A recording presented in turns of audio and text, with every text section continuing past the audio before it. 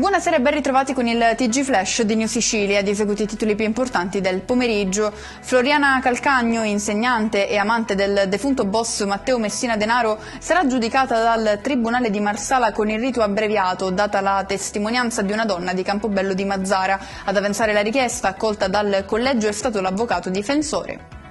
Il borgo Danilo Dolci di Trappeto entra ufficialmente a far parte dei luoghi dell'identità e della memoria nella categoria dedicata ai luoghi delle personalità storiche e della cultura.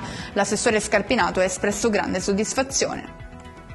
Nuova giornata di forti disagi per gli automobilisti in transito sulla tangenziale di Catania. La circolazione è rimasta paralizzata per diverse ore in direzione Messina, all'altezza della zona industriale, a causa di un camion che avrebbe urtato la struttura della segnaletica stradale sospesa che attraversa la carreggiata.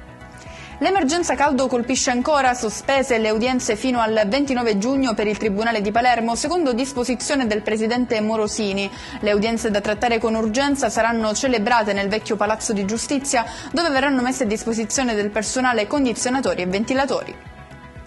E rimaniamo in tema caldo, ulteriore aumento delle temperature nella nostra regione. Domani si toccheranno i 38 gradi, previsti ancora temporali di calore, per cui la Protezione Civile ha diramato un'allerta gialla in tutta l'isola.